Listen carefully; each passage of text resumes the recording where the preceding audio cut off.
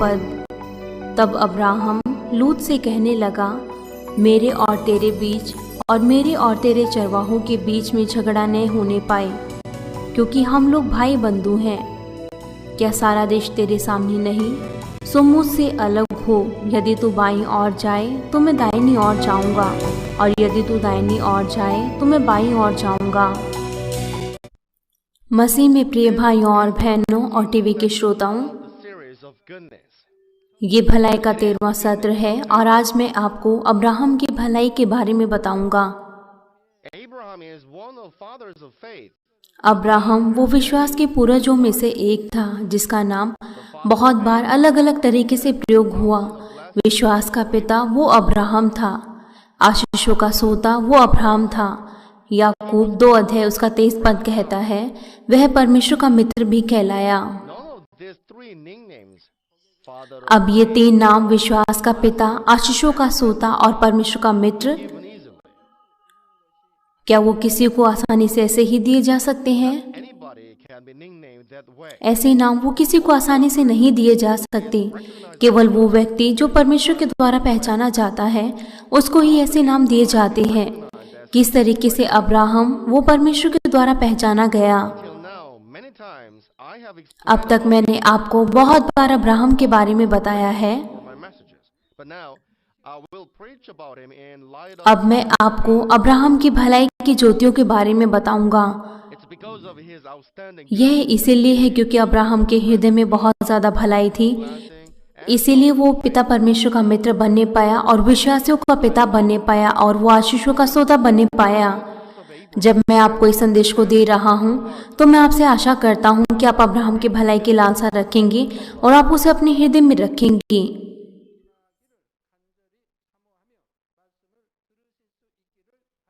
होने पाए आप पिता परमेश्वर के सदृश होने पाए और आप एक ऐसा बड़ा पात्र बनने पाए जो परमेश्वर के द्वारा हर एक तैयार आशीषों का आनंद लेने पाए। मैं प्रभु यीशु मसीह के नाम से प्रार्थना करता हूँ।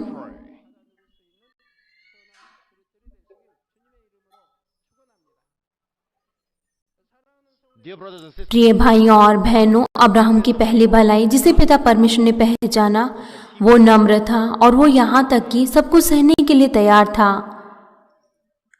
जिस हद तक आप सत्य के द्वारा बदल जाते हैं तो आपके पास और ज्यादा शांति से भरा हृदय होगा और आपके पास दीनता और नम्रता होगी और आप सब कुछ सह पाएंगे और आपके पास फिर ऐसा हृदय होगा।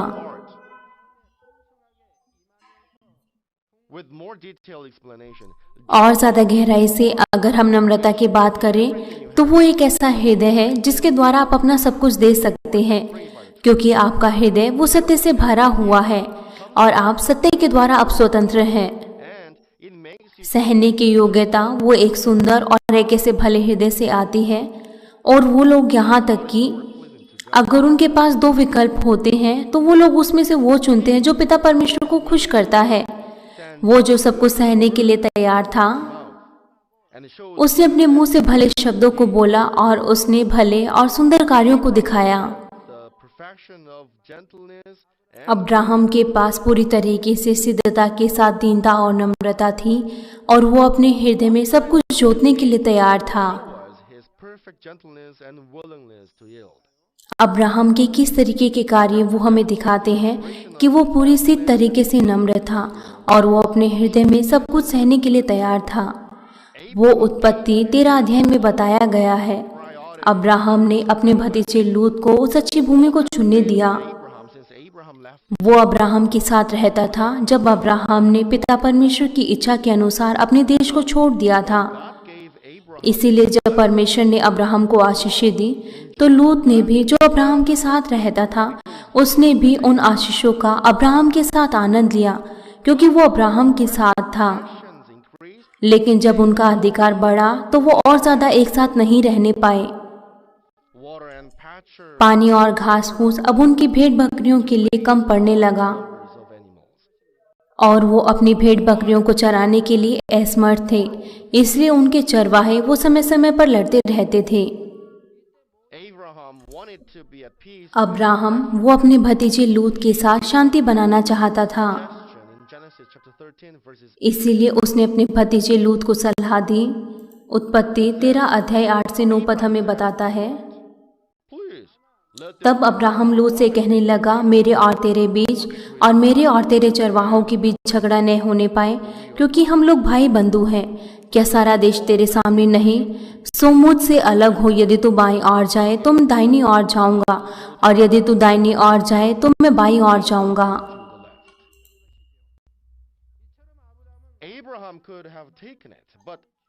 अब्राहम वो इसे चुन सकता था, लेकिन उसने लूत को प्राथमिकता दी।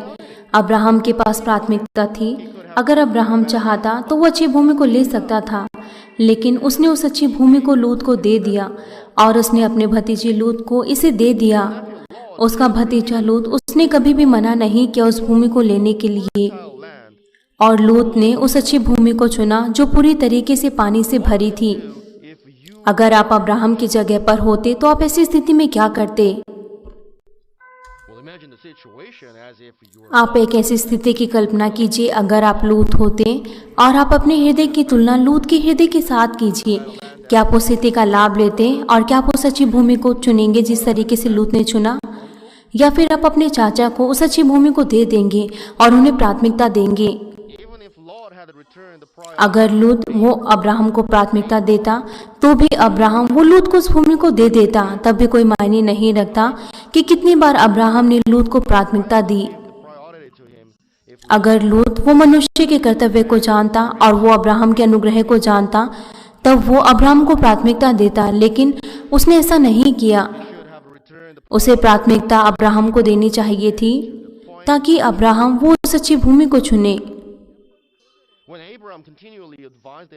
जब अब्राहम ने लगातार लूत से कहा कि वो उस अच्छी भूमि को ले, अगर वो एक मनुष्य के कर्तव्य से ऐसा करता, अगर वो मनुष्य के कर्तव्य को निभाता, लेकिन ये सब चीजें दिखाती हैं कि उसने अब्राहम के अनुग्रह को नहीं पहचाना, और ना ही उसने एक मनुष्य होने के नाते उसने अपने कर्तव्य को निभाया। ये ऐसा दिख सकता है कि लूत ने उस अच्छी भूमि को चुना, लेकिन अगर वो महसूस करता और वो अब्राहम के अनुग्रह के लिए धन्यवादी होता, तब वो अब्राहम को प्राथमिकता दे सकता था और वो उस अच्छी भूमि को नहीं चुनता।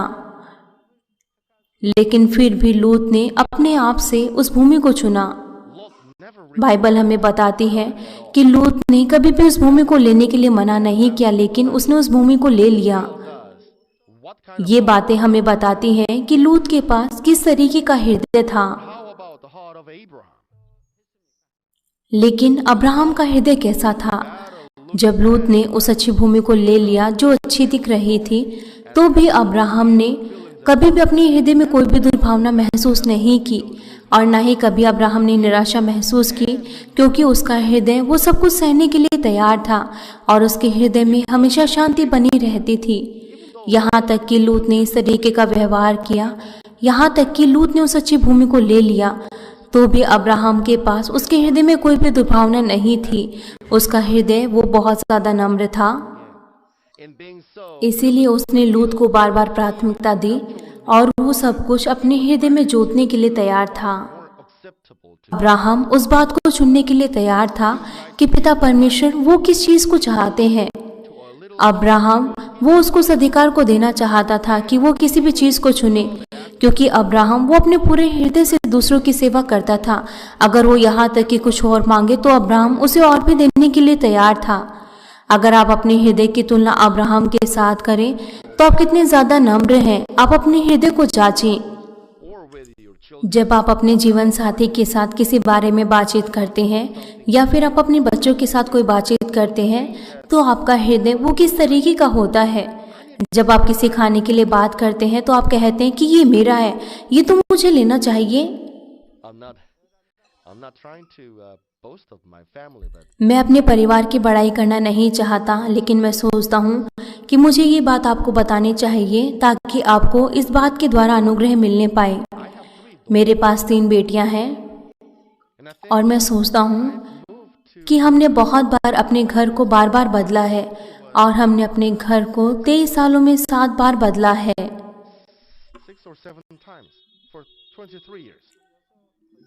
मैं सोचता हूँ कि हमने 23 सालों में अपने घर को 7 बार बदला है। लेकिन मैंने कभी भी ये नहीं सुना कि मेरे परिवार में कोई भी झगड़ा हुआ है। शुरुआत में हम केवल एक ही कमरे में रहते थे, लेकिन बाद में हम सबके पास अपना अलग अलग कमरा था। इसलिए मेरी तीनों बेटियों ने उन्होंने सब कुछ अपने हृदय में जोता और उन्होंने एक दूसरे से कहा कि कौन किस कमरे को लेना चाहता है। तुम इस बड़े कमरे को लो, तो दूसरी ने कहा नहीं नहीं तुम इस कमरे को लो। उन्होंने इस तरीके से एक दूसरे की सेवा की। तब प्रेयर सेंटर के प्रेसिडेंट को चुनना था कि वो किसको कौन सा कमरा देना चाहती है। तो क्या आप जानते हैं कि उन्होंने किस तरीके से निर्णय लिया? उन्होंने कहा कि मैंने तो पहले बड़े कमरे का प्रयोग कर लिया है, अब आपकी बारी है, अब आप इस बड़े कमरे को लो। अरे नहीं नहीं, अब आप एक अगुवे पास्टर हैं, अब आप इस बड़े कमरे का प्रयोग करें। हो सकता है कि आपको बहुत से मेहमानों को बुलाना पड़े और आप इस बड़े कमरे को ले लें। अरे नहीं नहीं, आप एक पैरिश लीडर है, हो सकता है कि आपको एक बड़ी सभा रखनी पड़े और आपके पास बहुत से मेहमान आए और आपको इसकी ज़रूरत है, इसीलिए अब आप इस कमरे को ले लें। उन्होंने इस तरीके से एक दूसरे को सहा और एक दूसरे की अपने हृदय की गहराई के साथ सेवा की। अगर आप सभी इस तरीके से हैं तो आपका परिवार वो कितना ज़्यादा खुश होगा। पति पत्नी के बीच और माता पिता और भाई बहनों के बीच वहाँ पर कोई भी झगड़ा नहीं होगा।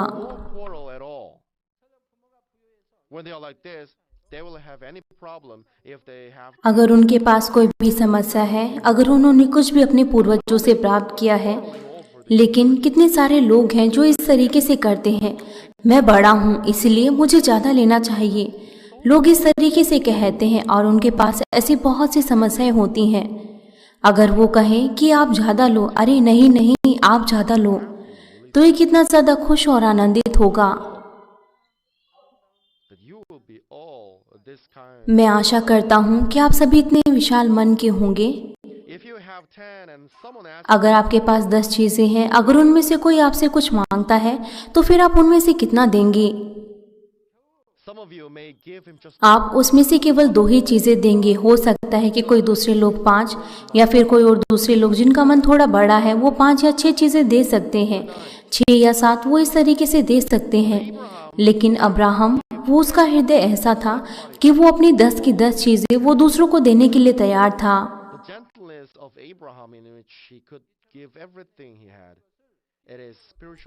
अब्राहम के हृदय में ऐसी नम्रता थी कि वो अपना सब कुछ दे सकता है।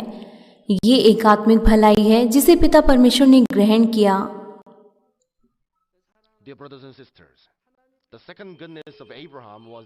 प्रिय भाइयों और बहनों, अब्राहम की दूसरी भलाई थी कि उसके अंदर कोई भी स्वार्थीपन नहीं था और वह ईमानदार और वो विश्वास योग्य था।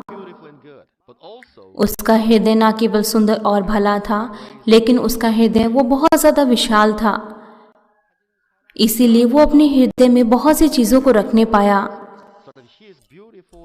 परमेश्वर ने अब्राहम को बहुत सी परीक्षाएं दी ताकि उसका पात्र वो एक बड़ा पात्र बनने पाए और वो एक सिद्ध पात्र बनने पाए, सोने के समान।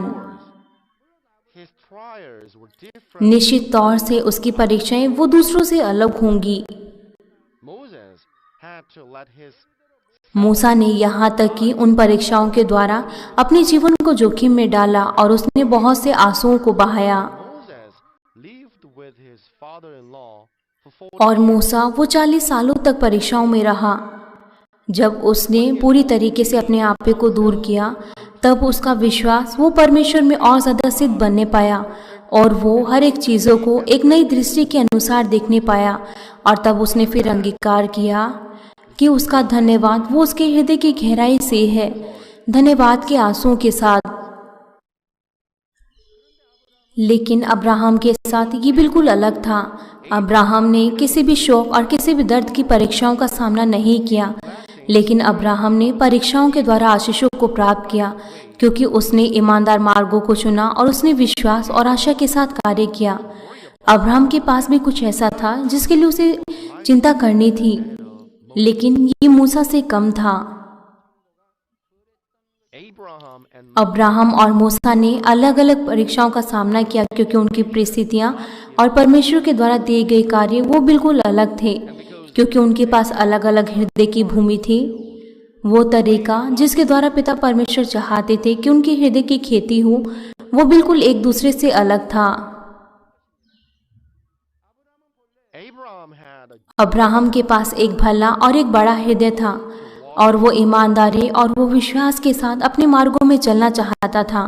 वो किसी भी बात में असभ्य नहीं था और उसने कभी भी किसी के साथ नकारात्मक व्यवहार नहीं किया और ना ही कभी उसने किसी भी परिस्थिति में दूसरों पर दोष लगाया।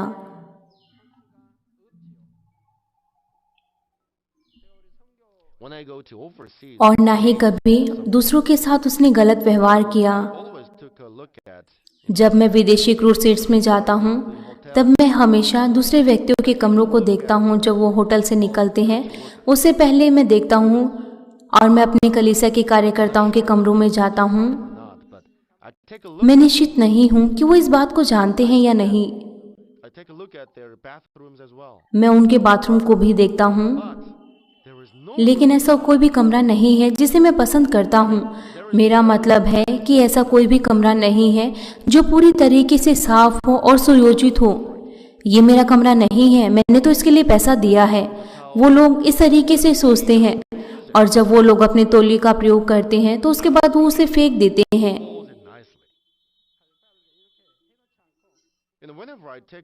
मैंने किसी को भी ऐसा नहीं देखा जिसने अच्छी तरीके से उसकी तह की हो।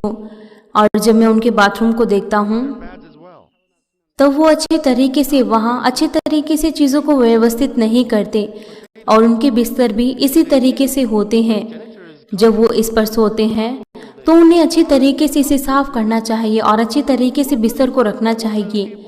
अगर वो ऐसा करते हैं तो फिर अगर वहाँ का मालिक वहाँ पर आएगा तो वो कितना ज़्यादा हैरान होगा। ओह, किस तरीके के वो व्यक्ति थे, अच्छा वो मानवीन से हैं। ये वो तरीका है जिसके द्वारा हम परमेश्वर को महिमा दे सकते हैं। मैं बहुत से विदेशी देशों में गया हूँ, लेकिन मैंने कभी भी ऐसे कमरे को नहीं देखा जो मेरी नज़र में अच्छा हो। मैंने आपको पहले भी बताया है और लोगों को इसे अपने मन में रखना चाहिए। मैं आशा करता हूँ कि उनके पास एक ऐसा बड़ा हृदय होने पाए और वो इन बातों का उपयोग अपने जीवन में करने पाए और जहाँ भी वो जाए वो हमेशा सावधानी बरते।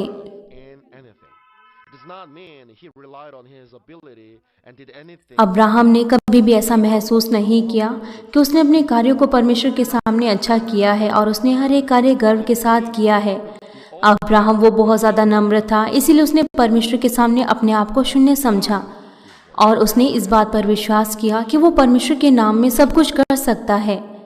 इसलिए अब्राहम ने कभी भी कोई हानि नहीं उठाई जब भी उसने मुश्किलों का सामना किया, लेकिन इसके बदले क्योंकि उसका हृदय सत्य से भरा था और वो ईमानदार था, इसीलिए उसका पूरा का पूरा जीवन वो आशीषों से भरा था। परमेश्वर ने इस चीज को अब्राहम की भलाई माना। उसका हृदय कितना ज्यादा भला और कितना ज्यादा सुंदर था।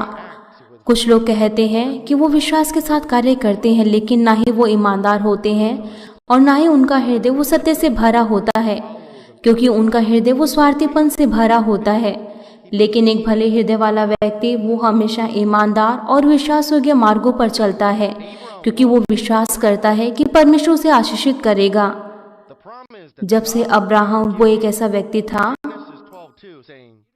तो वो वायदा जो परमेश्वर ने उसे दिया था, उत्पत्ति 12 अध्याय उसका 2 पद कहता है, और मैं तुझसे एक बड़ी जाति बनाऊंगा और तुझे आशीष दूंगा, तेरा नाम बड़ा करूंगा और तू आशीष का मूल होगा। और जिस तरीके से कहा गया था वैसा ही हुआ। क्या आप सोचते हैं कि परमेश्वर इस तरीके की आशीषों को किसी को भी दे सकते हैं? मैं आपको अब्राहम के ईमानदार और विश्वास योग्य जीवन के कुछ उदाहरणों को देता हूँ। उत्पत्ति 14 अध्याय में जब उसका भतीजा लूत और उसका सारा घराना जब वो युद्ध में बंदी बना लिए गए थे, तब अब्राहम वहां पर गया और उसने उस युद्ध को वहां पर जीता और अब्राहम ने उन्हें बंधुआई से छुड़ाया। जब उसने अपने भतीजे लूत के बारे में सुना तो उसने सिर्फ दिखावा ही नहीं किया, लेकिन वो वहां पर गया, उसने अपने जीवन को जोखिमों में डाला और वहां से लूत और उसके परिवार को छुड़ाया।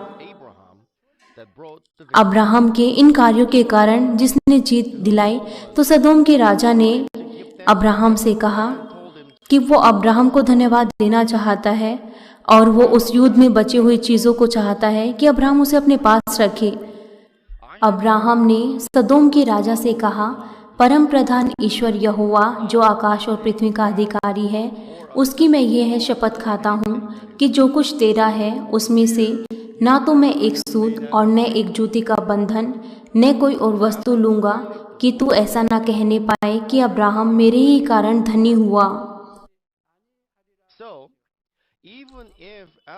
अब्राहम ने युद्ध को जीतने में एक महत्वपूर्ण भूमिका निभाई। इसीलिए यहाँ तक कि अब्राहम वो उस लूट को ले ले तो भी फिर ये गलत नहीं होगा, और ना ही ये कोई असाधारण बात है कि वो अपने ही लाभ को ढूंढ रहा है। अगर अब्राहम के अंदर कोई भी स्वार्थीपन होता उस लूट के लिए, तो फिर अब्राहम हर एक स्थितियों में अपनी ही लालसा के कारण वो उसे ले सकता था। वो कह सकता था कि ये उसके लिए ठीक है कि वो उस लूट को ले ले, और वो कह सकता था कि वो युद्ध को जीतने के योग्य हो पाए क्योंकि परमेश्वर उनके साथ था। इसीलिए वो लूट वो उनके लिए आशीषें हैं जिसे परमेश्वर ने उन्हें लेने के लिए कहा है, और वो इस योग्य है कि वो उसे ले ले। तो भी अब्राहम ने उस लूट को अपने स्वार्थीपन के कारण नहीं लिया, और न ही उसने अपने स्वयं के लाभ को चुना।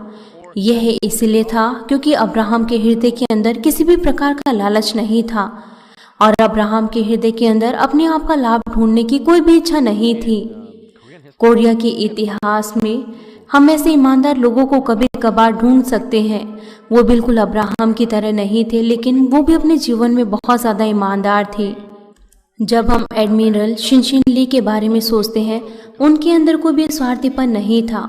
उसने हमेशा केवल अपने देश, अपने राजा और अपने लोगों के बारे में सोचा। उसने हमेशा अपने भाइयों से बढ़कर अपने देश के लोगों के बारे में सोचा। वो अपने देश के लिए यहाँ तक कि अपनी मृत्यु तक वो विश्वास योग्य था। प्रभु को ग्रहण करने से पहले मैंने एक चाइनीज पुस्तक को पढ़ा जिसका नाम था 3 राज्य। चू लियांग, उसके अंदर कोई भी बुराई नहीं थी, और उसने अपने जीवन भर किसी भी परिस्थिति में उसने कोई भी बुराई नहीं की। वो सत्य को नहीं जानता था। सत्य को जानने के बाद अभी मैं कह सकता हूँ कि उसके अंदर कोई भी बुराई नहीं है। वो अपने आप में कभी भी स्वार्थी नहीं था, और उसने अपने आप की कभी भी बड़ाई नहीं की, और वो कभी भी स्वार्थी नहीं था। उसने कभी भी अपने लाभ को नहीं ढूंढा। उसने अपने लाभ की चिंता नहीं की। वो हमेशा अपने देश, अपने राजा और अपने लोगों के लिए जिया। इस तरीके से उसने शुरुआत से लेकर अंत तक अपने लोगों के लिए बलिदान किया। ऐसे बहुत से लोगों में से थे एक जनरल। वो बहुत ज़्यादा ईमानदार था। वो बहुत ज़्यादा ईमानदार था, और वो भी अपने आप में स्वार्थी नहीं था। उसके पास कोई भी लालच नहीं था। वो केवल अपने राजा और अपने देश के लिए ही जिया। वो अपने स्वामी के लिए विश्वास योग्य था, शुरुआत से लेकर अंत तक, जब तक उसकी मृत्यु नहीं हुई। बहुत से युद्धों में उसने अपने आप की, अपने जीवन की चिंता नहीं की। वो केवल अपने देश और अपने राजा के लिए उसने खुद का बलिदान किया, यहाँ तक कि उसने अपनी मृत्यु तक ऐसा किया। वो जनरल कौन था? वो चाओ लियांग है। वो व्यक्ति, वो कभी भी खतरों में नहीं पड़ा, और ना ही कभी भी उस पर कोई खरोच आई, यहाँ तक कि उसने बहुत से युद्ध जीते। ये एक योद्धा के लिए एक आदर की बात है अगर वो युद्ध के दौरान उसकी मृत्यु होती है, लेकिन वो जब मरा, जब वो बूढ़ा था, वो कभी भी बीमार नहीं हुआ। वो केवल बूढ़ा हुआ और वो शांति के साथ मर गया। उसने परमेश्वर से इस तरीके से आशीषें प्राप्त की क्योंकि उसके अंदर कोई भी स्वार्थीपन नहीं था, क्योंकि उसके अंदर कोई भी लालच नहीं था। इसीलिए वो एक भला जर्नल था। उसके अंदर कोई भी दोष नहीं था। इसीलिए वो कभी भी बीमार नहीं हुआ। इसलिए वो शांति के साथ मरा। वो परमेश्वर को नहीं जानता था और वो सत्य को नहीं जानता था, लेकिन वो सचमुच में एक भला व्यक्ति था। जब आप इस तरीके के लोगों को देखते हैं जो परमेश्वर को नहीं जानते और जो सत्य को नहीं जानते, तो भी वो लोग भले थे, तो फिर आप इन लोगों के बारे में क्या सोचते हैं? वो केवल परमेश्वर के द्वारा दी गई आशीषों को प्राप्त करना चाहते थे। वो केवल आर्थिक आशीषों को अपनी ही लालसाओं के कारण, अपनी ही इच्छाओं के कारण प्राप्त करना चाहते थे, लेकिन वो केवल परमेश्वर के द्वारा दी गई आशीषों के कारण अमीर बनना चाहते थे। और ये परमेश्वर की नज़र में ईमानदारी और ये सत्य से भरा हृदय है, और परमेश्वर ने इसे भलाई माना। जिस तरीके से नीति वचन 11 अध्याय उसका 3 पद कहता है, सीधे लोग अपनी खराई से अगुवाई पाते हैं, परंतु विश्वासघाती अपने कपट से विनाश होते हैं। अब्राहम की अगुवाई लगातार उस मार्ग पर हुई जो परमेश्वर ने उसके लिए तैयार की थी। अगर आप परमेश्वर से आशीष प्राप्त करना चाहते हैं तो आपको अब्राहम की भलाई को अपने हृदय में जोतना है। बहुत से लोग अपनी ही इच्छाओं का अनुसरण करते हैं और वो केवल अपने ही लाभ को ढूंढते हैं, इसीलिए वो परमेश्वर से आशीषें नहीं प्राप्त कर पाते। नीति वचन 28 अध्याय उसका 10 पद कहता है, जो सीधे लोगों को भटकाकर कुमार्ग में ले जाता है वह अपने खोदे हुए गड्ढे में आप ही गिरता है, परंतु खरे लोग वो कल्याण के भागी होते हैं। इसके अनुसार यहाँ तक कि कोई भी आपको बुराई के मार्गों में नहीं ले जाता तो भी आपको धोखा मिलता है और आप जाल में ही फंसे जाते हैं, उस हद तक जितना हृदय आपका वो लालच से भरा होता है। इसलिए मैं आपसे आशा करता हूँ कि आप सभी वो इस वचन को जो कहता है इसके द्वारा होने पाए कि आप आशीषें प्राप्त करने पाए अपने सभी मार्गों में। प्रिय भाइयों और बहनों, अब्राहम वो बहुत ज्यादा परमेश्वर की नजर में ईमानदार और वो खरा था। उसने किसी भी चीज को अपने आप से लेने की कोशिश नहीं की, उसके अंदर कोई भी दोष नहीं था और उसने हर एक चीजों के लिए कीमत चुकाई जो भी उसे अनुचित तरीके से मिली थी। और यह घटना तब हुई जब उसकी पत्नी सारा मर गई और उसको दफनाने के लिए जब अब्राहम वो उस भूमि को ढूंढ रहा था। उत्पत्ति 24 अध्याय में जब हित्तियों ने अब्राहम से कहा कि वो किसी भी भूमि को चुन सकता है अपनी पत्नी को गाड़ने के लिए, तब उसने उस भूमि का इनकार किया और उसने उनको पूरी तरीके से कीमत चुकाई उस गुफा के लिए जो कनान की भूमि के नजदीक थी। ये बात हमें बताती है कि अब्राहम के अंदर कोई भी स्वार्थीपन नहीं था, लेकिन वो बहुत ज़्यादा ईमानदार था। इसलिए अब्राहम किसी भी ऐसी चीज़ को नहीं लेता जो अनुचित थी। ये बात हमें बताती है कि उसने उस भूमि को लिया और ऐसा संभव होने पाया क्योंकि उसके अंदर एक भली बुद्धि थी। लोगों का मन वो कभी कभार बदल जाता है, इसीलिए यहाँ तक कि लोग कहते हैं कि वो कुछ देंगे उन चीज़ों के लिए जो उनको ऐसे ही मिली हैं, लेकिन बाद में लोग अपने मन को बदल लेते हैं और फिर लोग वो उस बात को भूल जाते हैं। मैं आपको क्या बता रहा हूँ कि लोग अपने मन को बदल सकते हैं और कुछ समय के बाद लोग अपनी चीज़ों को वापस मांग लेते हैं। अगर अब्राहम वैसा नहीं करता जो भी उसने कहा था तो बाद में कुछ ना कुछ समस्याएं हो सकती थी। इसीलिए अब्राहम ने सोचा कि भविष्य में कुछ ना कुछ समस्या हो सकती है, इसलिए उसने हर एक प्रकार की समस्याओं की जड़ को निकाल दिया। उत्पत्ति 23 अध्याय उसके 18 पद में लिखा है, जितने हित्ती उसके नगर के फाटक से होकर जाते थे उन सबों के सामने अब्राहम के अधिकार वो पक्की रीति से आ गए। इसलिए अब्राहम ने बहुत से लोगों के सामने ऐसा किया ताकि भविष्य में कोई भी समस्या ना हो। अब्राहम बहुत ज़्यादा बुद्धिमान था, इसीलिए उसने उस बात को ग्रहण नहीं किया। यहाँ तक कि सदोम के राजा ने उसे कहा था कि वो उसे ले ले। अगर वो उसे ले लेता तो जब अब्राहम अमीर बनता तो फिर राजा कह सकता था कि अब्राहम वो मेरे द्वारा अमीर किया गया है, क्योंकि उसने अब्राहम को ये सभी चीज़ें दी हैं। अब्राहम ने कहा कि मैं किसी भी चीज़ को नहीं लूँगा जो भी तुम्हारी है, और अब्राहम ने उसके उस सुझाव को नकार दिया। अब्राहम ने बुद्धिमानी के साथ ऐसा कार्य किया ताकि परमेश्वर का कोई भी निरादर ना हो। अब्राहम के पास इस तरीके की भली बुद्धि थी क्योंकि अब्राहम के पास इस तरीके की ईमानदारी और उसके पास विश्वास योग्य हृदय था। जब मैं अपना कारोबार शुरू कर रहा था तब मेरा भाई और मेरी बहन वो मेरे पास आए और उन्होंने मुझसे इस तरीके से कहा, तुम क्यों इस तरीके के व्यवसाय को करने की कोशिश कर रहे हो? हम इसे पसंद नहीं करते कि तुम एक किताबों की दुकान खोलो। हम आपकी मदद करेंगे कि तुम कुछ और कारोबार करने पाए। उन्होंने मुझसे इस तरीके से कहा कि वो मेरी मदद करेंगे कि मैं कुछ और कारोबार चुनूं। लेकिन मैंने पहले से ही निश्चित कर लिया था प्रार्थनाओं के द्वारा, इसीलिए मैं अपने हृदय को नहीं बदलना चाहता था और मैं किसी भी व्यक्ति से किसी भी तरीके की मदद नहीं लेना चाहता था। अगर मैं अपने भाई से मदद लेता तो ये मेरे लिए उस समय लाभदायक हो सकता था, लेकिन बाद में मैं परमेश्वर को महिमा नहीं दे पाता। मैं केवल हर एक परिस्थितियों में मैं केवल परमेश्वर पर निर्भर रहना चाहता था। तब मैं आर्थिक रूप से मैं ज़्यादा अच्छा नहीं था। तब मैं केवल अपने 7 सालों की बीमारी से मैं ठीक ही हुआ था और मेरे पास बहुत सा कर्ज था।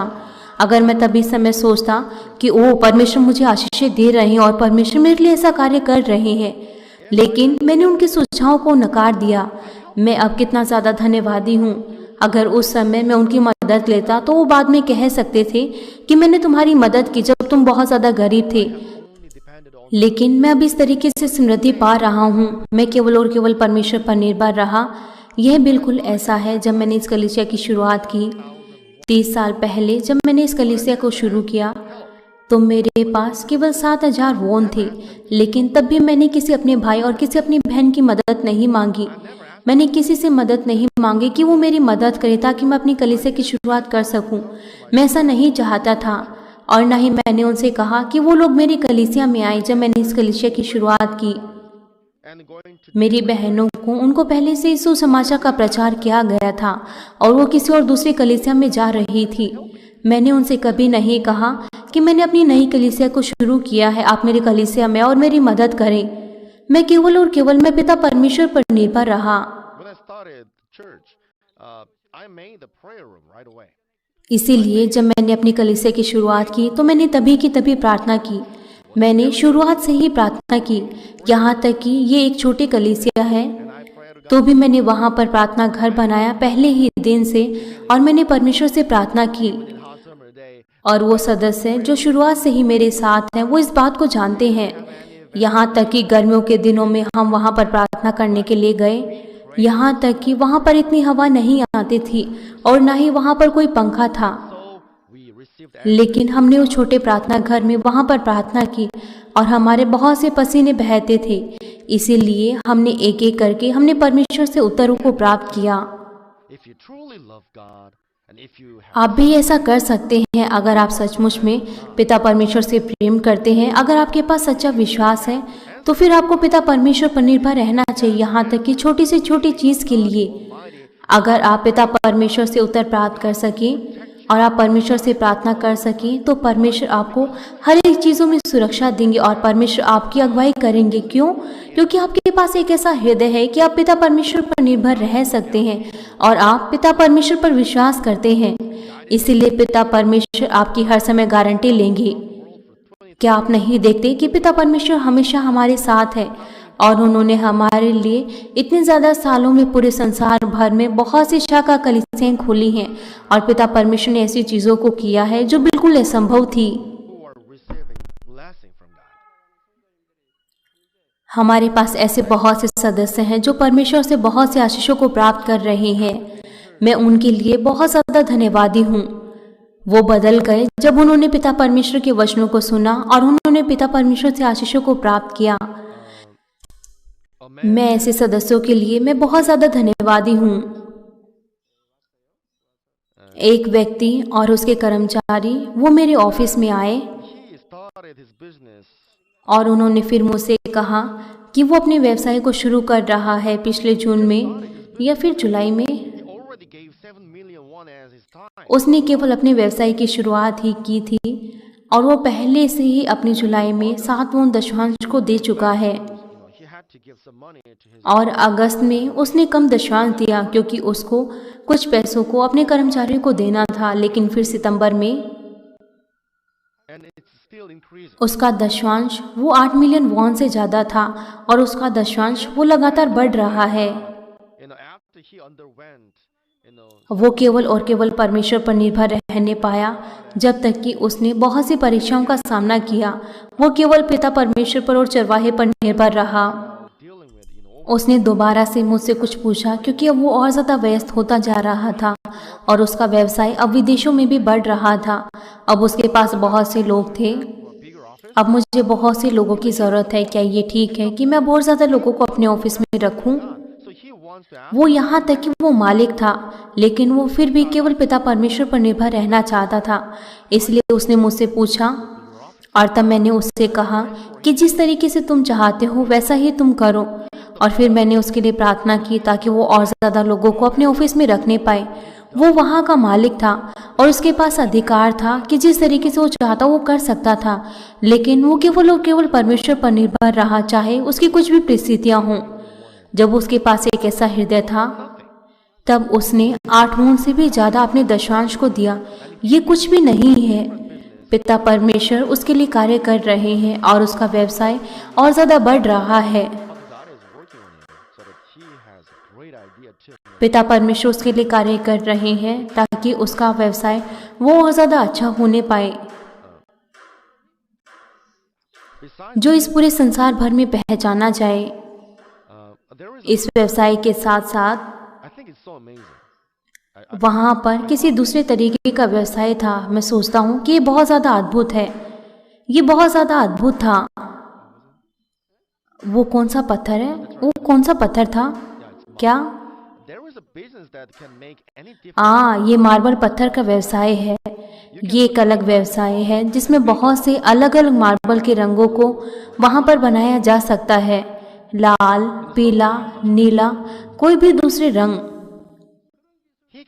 और किसी के पास एक ऐसी टेक्नोलॉजी है, वो मार्बल के रंगों को वो कुछ ही सेकंड्स में बदल सकते हैं और यहाँ तक कि वो मार्बल फिर और भी मजबूत बन सकता है। जब मार्बल का रंग बदला जाता है तो वो यहाँ तक कि असली मार्बल से भी वो और ज़्यादा मजबूत बन जाता है। इसीलिए मैंने उनसे कहा ये केवल नासा के द्वारा या फिर कोई हाई क्वालिटी इंस्टीट्यूशन वो केवल ऐसा कर सकता है। उसने कहा कि नासा ही केवल ऐसा कर सकता है और कोई इसे नहीं जानता। केवल 2 ही लोग जानते हैं कि किस तरीके से ऐसा कार्य करें।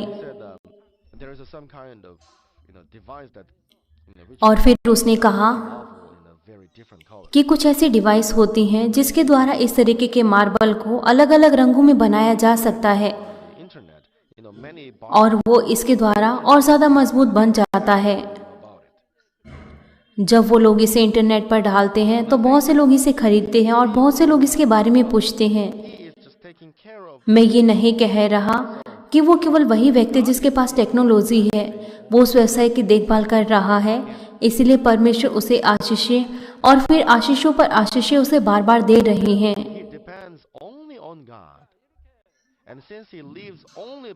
जब से वो केवल और केवल पिता परमेश्वर पर निर्भर रहा और जब वो केवल पिता परमेश्वर की इच्छा के अनुसार जिया तो फिर उसने आशीषों पर आशीषें उसने पिता परमेश्वर से प्राप्त की। जब वो परीक्षाओं में था और जब वो गरीब था तब मैंने उसे ऑल्टर से कहा था कि वो मेरे लिए एक विश्वास योग्य पुत्र बनेगा। क्या आप जानते हैं कि क्यों? यह इसीलिए है क्योंकि मैंने उसके व्यवहार को देखा है कि उस पर विश्वास किया जा सकता है। मैंने उसे देखा है, उसने ऐसा किया है कि मैं उस पर विश्वास कर सकता हूँ। उसने अपने हृदय को पैसों के लिए नहीं खोया। जब वो आर्थिक समस्याओं का सामना कर रहा था उसने मुझसे किसी चीज़ का वायदा किया था और उसने उस वायदे को थामे रखा।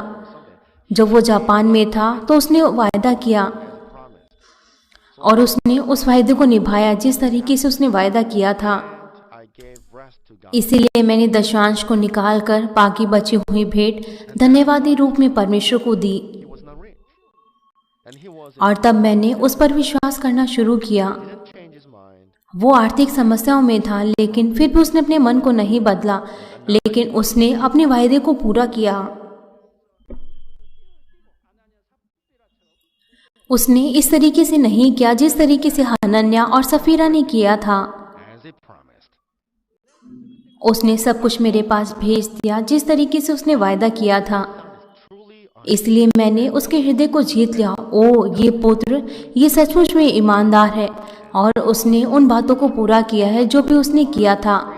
उसके पास दो तरीके के मन नहीं है। वो चरवाहे पर विश्वास करता है, इसलिए मैंने उसको अपने हृदय में रखा और मैंने उसके लिए प्रार्थना की। उसके पास इस तरीके का एक ईमानदार हृदय है, तो फिर पिता परमेश्वर वो क्यों उसे आशीषें नहीं देंगे? पिता परमेश्वर वो उसे आशीषों पर आशीषें दे रहे हैं। भलाई की बुद्धि क्या है? ये वो भलाई की बुद्धि है कि हम केवल और केवल पिता परमेश्वर पर निर्भर रहें। हमें इस तरीके की बुद्धि को स्वर्ग से प्राप्त करना चाहिए, इस संसार की बुद्धि को नहीं, इस संसार के बुरे लोगों की बुद्धि को नहीं। हमें हर एक प्रकार की बुद्धि को स्वर्ग से प्राप्त करना चाहिए। एक और उदाहरण उत्पत्ति 21 अध्याय में दिया गया है। अब्राहम के समय में पानी वो बहुत ज्यादा कीमती हुआ करता था। एक दिन अबीमेलेक के साथियों को पता चला कि कुआं वो अब्राहम से संबंधित है, लेकिन जब अब्राहम वो इस बात के लिए अबीमेलेक से मिला तो अब्राहम ने अबीमेलेक से कुछ भी भरपाई नहीं मांगी, लेकिन उसने अबीमेलेक को 7 छोटी भेड़ की बच्चियां दी। यहाँ तक कि अबीमेलेक को गलत था तो भी अब्राहम ने पहले शांति के मार्ग को चुना और उसी समय उसने सब कुछ ऐसे तरीकों को किया ताकि कभी भी दोबारा लड़ाई ना हो। यदि अब्राहम वो अबीमेलेक को डांटता उसके गलत कार्यों के लिए, तो अबीमेलेक को पीछे हट सकता था और ना ही फिर वो पश्चाताप कर पाता। इसलिए सच्ची शांति वहां पर नहीं बन सकती थी। यदि अबीमेलेक वो बाद में पानी के साथ वो किसी भी समस्या का सामना करता, तब वो उस कुएं को दोबारा से तोड़ देता। अबीमेलेक को कुछ न कुछ भरपाई करनी चाहिए थी, लेकिन इसके बदले उसने अब्राहम से उसकी कीमत ली। इसलिए अब्राहम ने अपने पूरे हृदय के साथ उसकी सेवा की।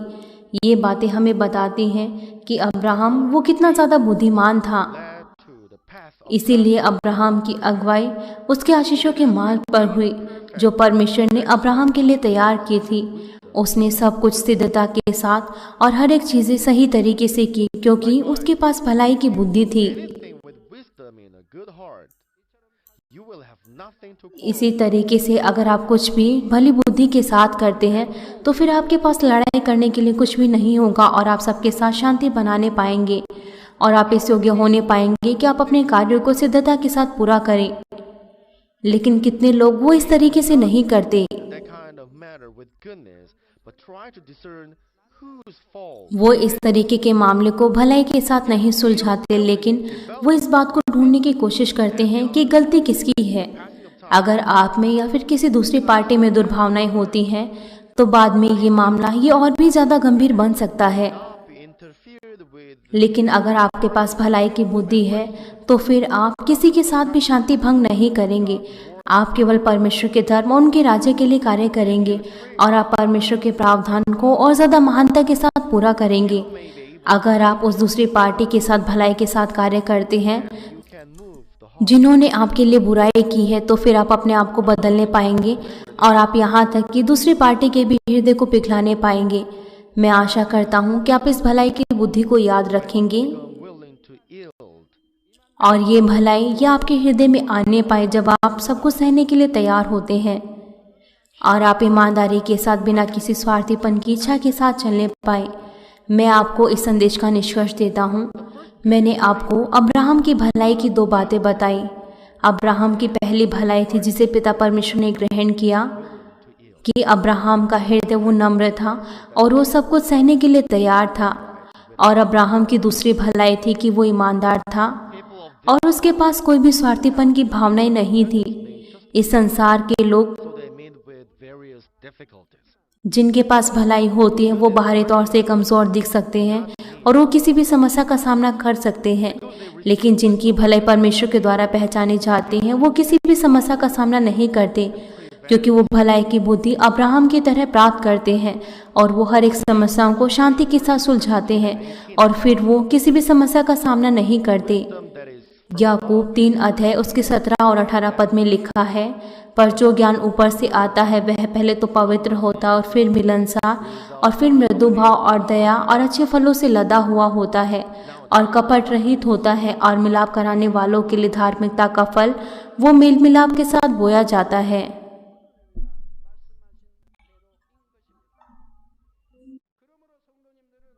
होने पाए आप अब्राहम की भलाई को आप अपने हृदय में जो दें, ताकि आपका जीवन वो अनुग्रह और परमेश्वर की आशीषों से भरा रहे। मैं प्रभु यीशु मसीह के नाम से प्रार्थना करता हूँ,